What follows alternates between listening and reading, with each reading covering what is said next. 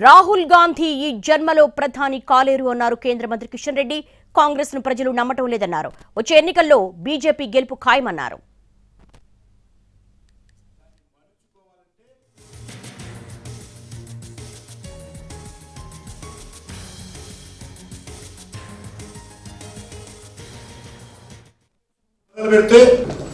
ఈ ఎన్నికలు పూర్తిగా మోడీ గారు చెప్పారు, వాతావరణం మనకు అనుకూలంగా ఉంది.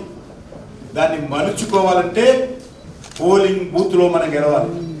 ఈరోజు మేము కొన్ని నియోజకవర్గాల్లో నిర్ణయం తీసుకోవడం జరిగింది.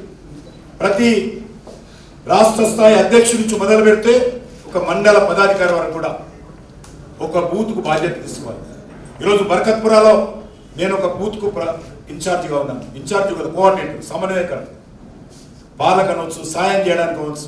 ఆ పోలింగ్ బూత్ అధ్యక్షుడితోటి, ఆ పోలింగ్ బూత్ కమిటీతోటి నేను సమన్వయం చేసుకుంటూ ఆ పోలింగ్ బూత్లో మెజార్టీ ఓట్లు వచ్చేటువంటి బాధ్యత నేను తీసుకున్నాను మా కాన్స్టిట్యున్సీ.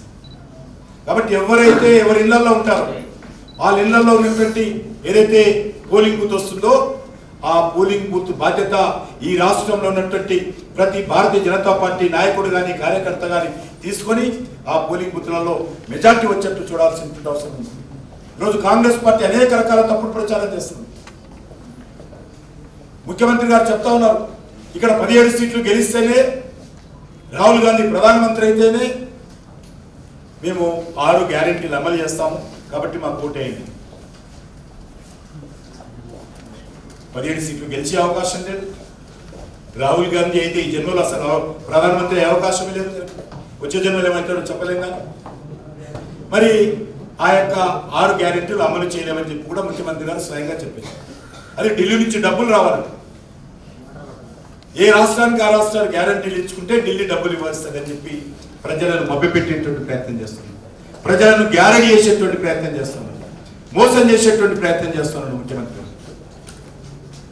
కాబట్టి ఈరోజు మనం అనేక పరిస్థితులు, అది టీఆర్ఎస్ దృష్టిలో చూసినా, కాంగ్రెస్ పార్టీలో చూసినా, భారతీయ జనతా పార్టీకి మాత్రమే తెలంగాణలో ఈరోజు ప్రజల మద్దతు కూడగట్టేటువంటి అద్భుతమైనటువంటి అవకాశం ఉంది.